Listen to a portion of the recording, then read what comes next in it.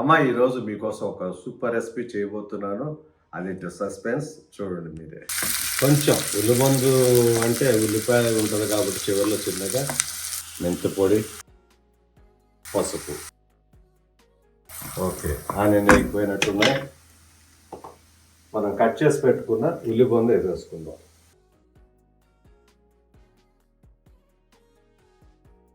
ఇక లో ఫ్లేమ్లో పెట్టుకోండి, మొత్తం మగ్గిపోద్ది. స్పైసీగా కావాలనుకుంటే కొంచెం కారం వేసుకోండి.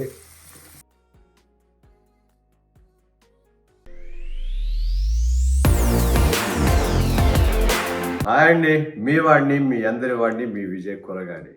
అమ్మ ఈరోజు మీకోసం ఒక సూపర్ రెసిపీ చేయబోతున్నాను. అదేంటో సస్పెన్స్ చూడండి మీరే.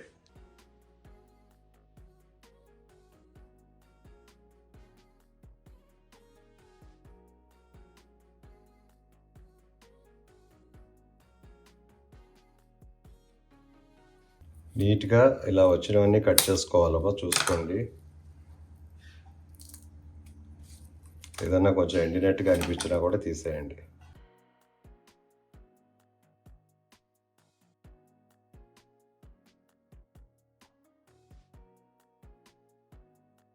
ఈ ఒల్లుబందు కూర ఉల్లిబందు అంటారు మామూలుగా, తెలిసింది అందరికీ. ఇది మార్కెట్లో ఉంటుంది కాబట్టి దీన్ని కూర ఎలా వండుతామని చూపిస్తాను. ఇలా నీట్గా కూడా కోసేసుకోండి, నీట్గా కడుక్కోండి వాటర్లో.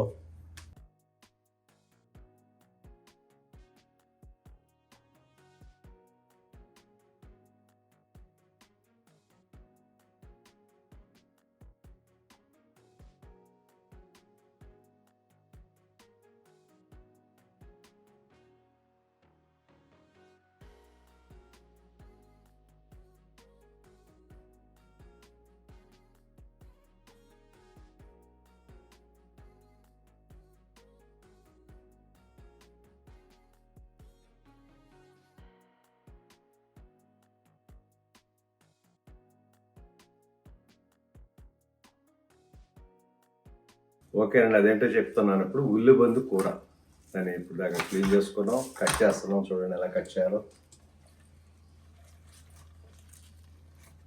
ఆ ఉల్లిపాయలతో పని ఉండదమ్మా, ఉల్లిబందు కూరకి చిన్న చిన్న కాడలాగా ఉల్లిపాయలు వస్తాయి కాబట్టి అటు కట్ చేసుకుంటే సరిపోతుంది.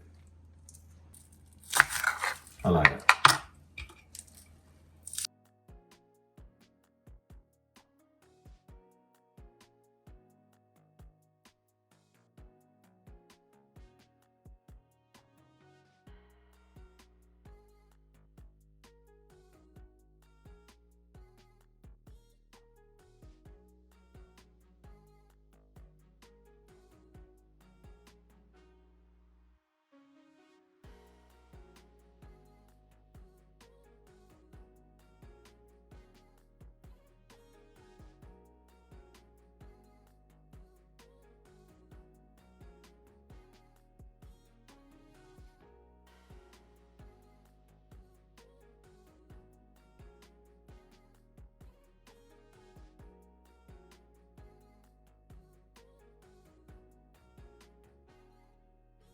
ఉల్లిబందుని ఇలా కట్ చేయాలమ్మా, చూడండి.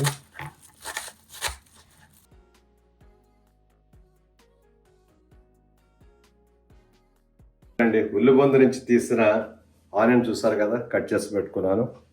ఆయిల్ పోసుకున్నాను, కడాయి పెట్టుకుని దాంట్లో వేసేసుకుందాం.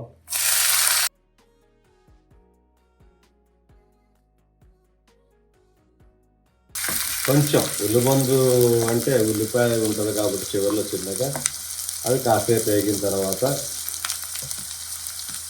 మనం ఈ కాడలు కట్ చేసాం కదా, వీటిని వేసేసుకుందాం.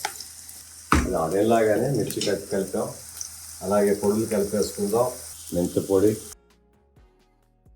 పసుపు.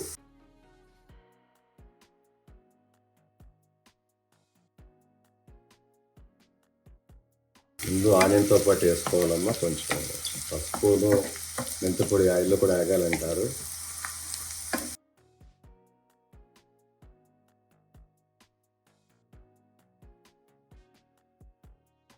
ఆనియన్ మిర్చి వేగిపోయినాయమ్మా, ధనియాల పొడి లైట్గా కలుపుకుందాం. అలాగే జీలకర్ర పొడి.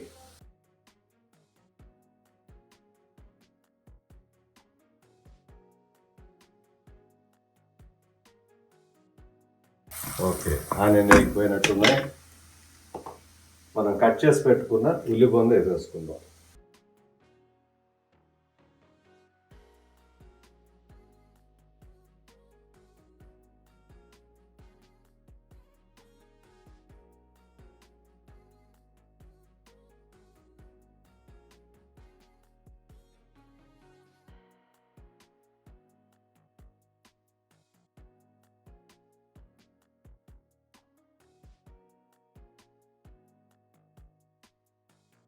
ఇక లో ఫ్లేమ్లో పెట్టుకోండి, మొత్తం మగ్గిపోద్ది.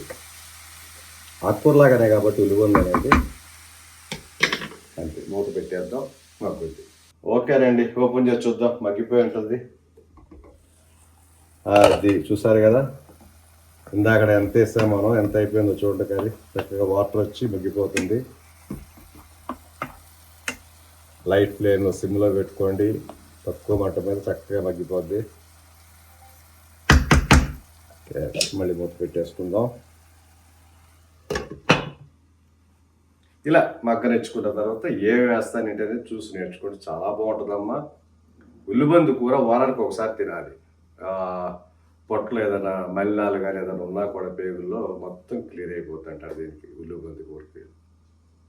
ఇక చెప్పక్కర్లా, ఉల్లిబందు బాలింతరాలకి అందరికీ ఇస్తారు ఉల్లిబందు కూర. వెల్లుల్లిపాయ కూర, ఒకసారి వెల్లుల్లిపాయ కూర ఎలా చేయాలో కూడా చూపిస్తాను మీకు.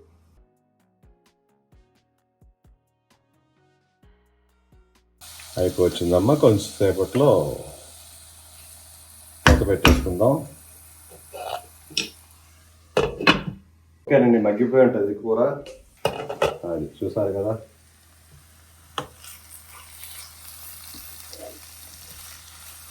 ఉప్పు కారం వేసేసుకుందాం.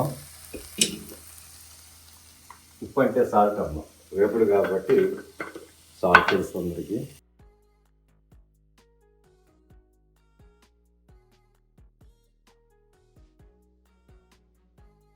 సాల్ట్ కొంచెం చూసుకుని వాడండి. అలాగే కారం వేసేసుకుందాం.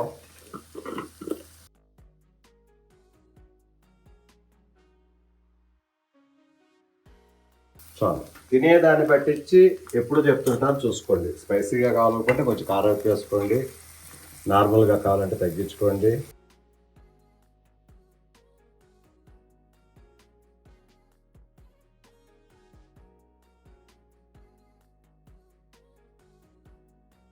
ఉప్పు కారం వేసిన తర్వాత ఒక 2 minutes ఉంచమని చెప్పాను మీరు చాలాసార్లు. మూత పెట్టేద్దాం. వేసాం కాబట్టి మగ్గిన తర్వాత ఏం చేయాలో ఒక చిన్న ట్రిక్ ఉంటుంది, చెప్తాను, నేర్చుకోండి అందరూ. కారం వేసిన తర్వాత 2 minutes అయిపోయిందమ్మా. ఇదిగో చూడండి, చక్కగా ఎంత ఆకుకూర వచ్చింది, ఉల్లిపొందు కూర ఎంత అయిపోయిందో చూసారా. ఇప్పుడు ఒక చిన్న ట్రిక్ ఒకటి చెప్పాను కదా, ఆ ట్రిక్ అంటే ఇంక ట్రిక్ కాదమ్మా.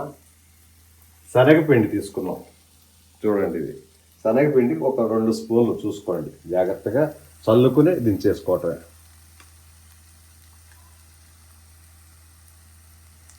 చాలమ్మా, చూద్దాం, తిప్పుదాం ఒకసారి.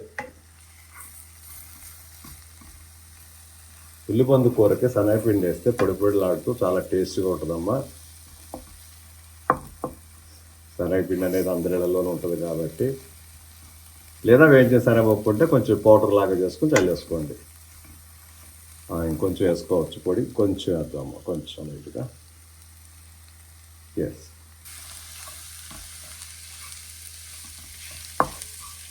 చూసారు కదా ఎలా అయిపోయింది చక్కగా.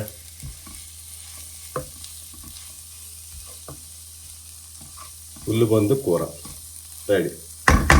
ఇది కూడా ఒక 2 minutes అలాగ ఉంచేసి మనం ఆఫ్ చేసుకోవటం. జస్ట్ 2 minutes, జస్ట్ 1 minute కూడా చాలా అమ్మా. లైట్ ఫ్లేమ్లోనే పెట్టాను. ఎలాగైతే కూర అయిపోయింది, ఉల్లిపొందు కూర. ఇందాకడే బ్రేక్ఫాస్ట్ అయిందమ్మా, లేకపోతే భోజనం చేసేవాడిని. Anyway, thank you very much. Thank you all. Bye.